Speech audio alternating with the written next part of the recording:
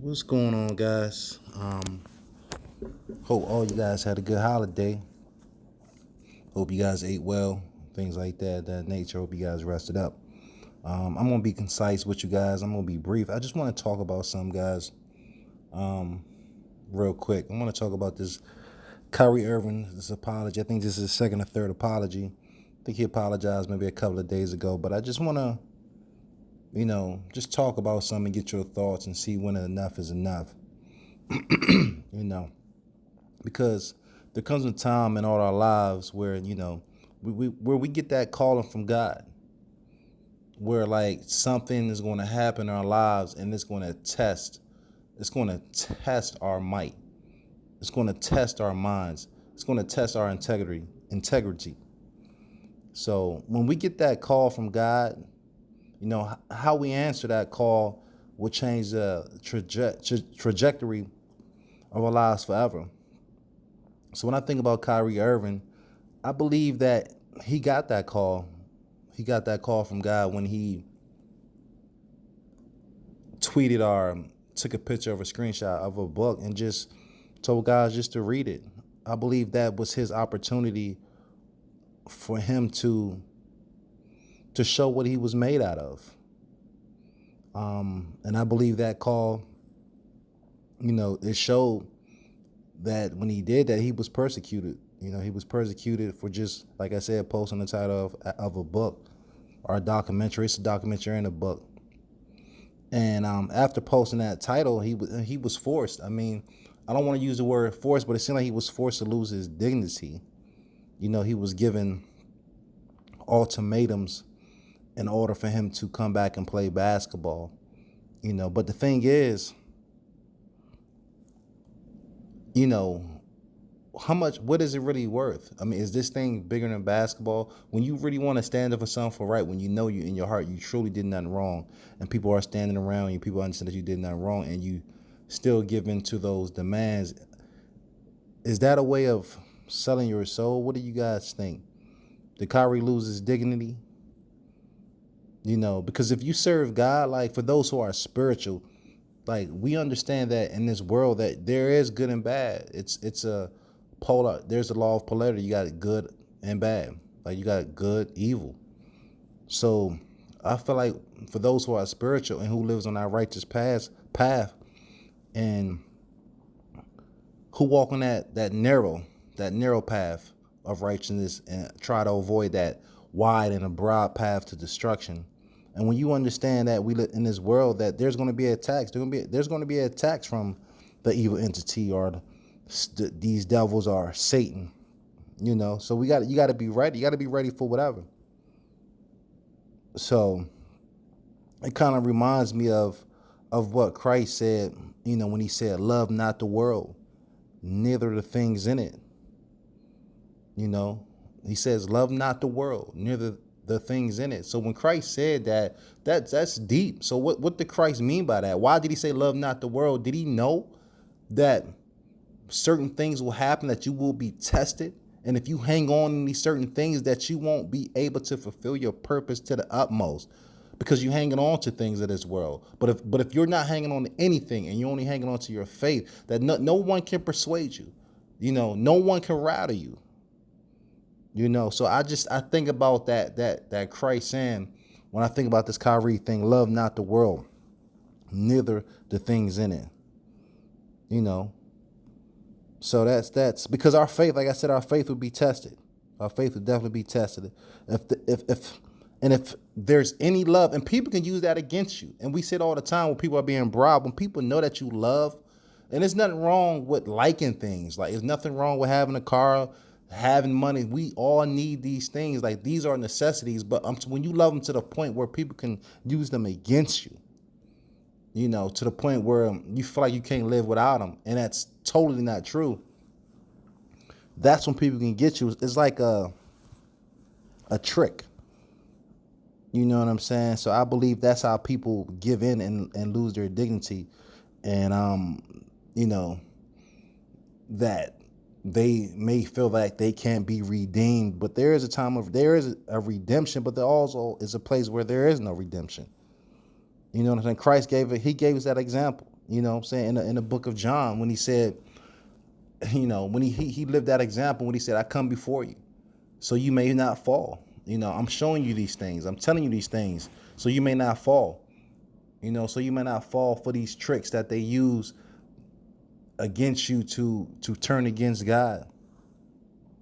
When I read the book of John, when Christ said those who persecute you will think that they do God service.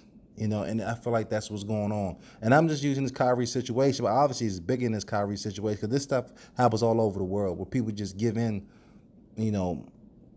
to unrighteousness for materialistic things, and I guess they feel like without these certain people that they won't be able to function. And that's another problem. I feel like we trust in man rather than trusting God, because God provides everything. So I just want to say to you guys, stay strong.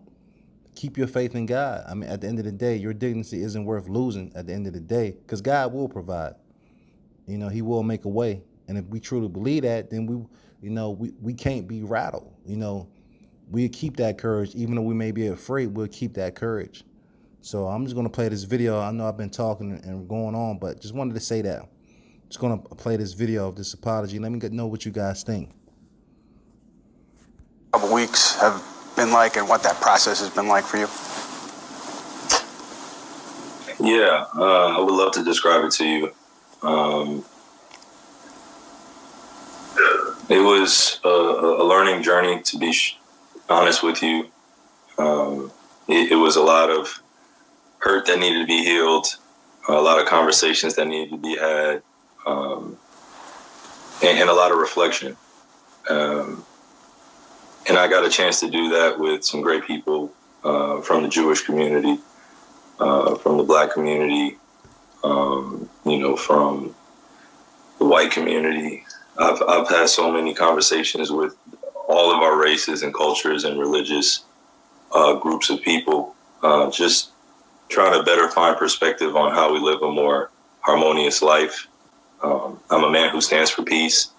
I don't condone any hate speech or any prejudice. And I don't want to be in a position where I'm being misunderstood on where I stand in terms of anti-Semitism or any hate, for that matter, for anybody in this world. So the process over the last few weeks was just a lot of conversations. I don't want to get too deep into the details of those conversations, but they were very moving, very impactful, and it helped me become more aware of the repair that needed to be done, the healing that needs to be done still. So here I am, just really acknowledging the fact that it hasn't been easy. Some of it has been painful, just learning about the history between different groups of people, and it's given me a greater perspective.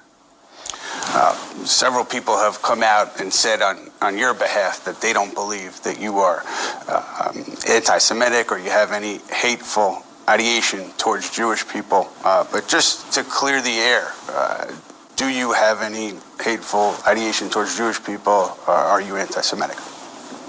No, I'm not anti-Semitic. I never have been.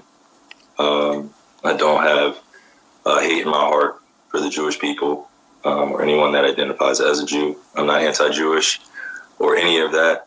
I just think I really want to focus on the hurt that I caused or the impact that I made within the Jewish community, putting some type of threat or assumed threat on the Jewish community. I just want to apologize deeply for all my actions throughout the time that it's. Well, I just want to pause right here when he apologized for his actions. And this is one thing that I'm very confused about, because I'm trying to figure out what he did. I mean, we all know what he did. So his actions, so he's pretty much saying he's agreeing that with them that his behavior was wrong, egregious. I just want to also point this out that Kyrie is also filing a lawsuit now against them. So here, him saying that he want to apologize for his action, then go file a lawsuit. The judge is going to look at that like what's really going on.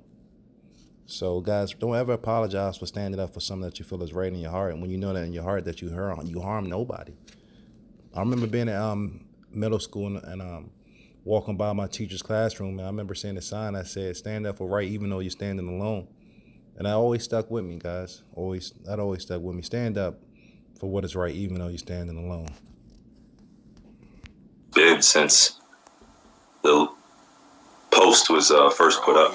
What was your intent with the initial post? Well, number one, I meant no harm. I didn't want to, be put in a position where I'm against any community.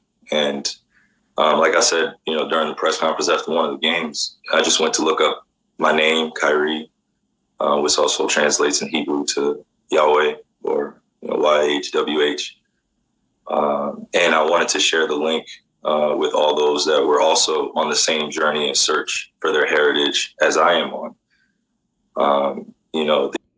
Real quick. So here he's letting you know all he did was just share a link. There's a lot of people out in this world, black, white, Chinese, who are searching for their heritage. And all he did was just, hey, check this book out. If you're searching for, I'm searching, where we were before slavery, check this out. This may help you. So it's almost like you have a people who's trying to marginalize or muzzle people from finding out who they are. That doesn't sound like a good person. Someone who does that doesn't sound like a good person to me. Someone who does that sounds like that they should be stopped. That's actually an evil person. Who would get mad at someone for posting a link for trying to find out their heritage? Like, I just don't get that. Then because you feel like this man is wrapped up in your industry, or you feel like you have power over him because he's an employee of yours, that you can force him to do something that will take away his dignity and force him to do something that he did nothing wrong. So definitely, it's I'm listening to him. It's really heartbreaking. The unfortunate aspect in that 3-hour documentary is the anti-Semitic remarks, in terms of generalizing Jewish people. I believe that was unfair. And that wasn't the aspect of the post that I want to rewind up. What did he just say? What was unfair? Hold on. In terms of generalizing Jewish people, I believe that was unfair. And that wasn't the aspect of the post that I wanted the focus to be on. The initial post was supposed to be for all those that were searching for more information, more history, and are able to interpret it in a way, where they see it as progressive and they learn something from it. Again, this was just a post. There was no context I put into it. I was just watching the video to learn more about my heritage, do a deeper dive into who I am. And unfortunately, in that process, I hurt some people, and I'm sorry for that.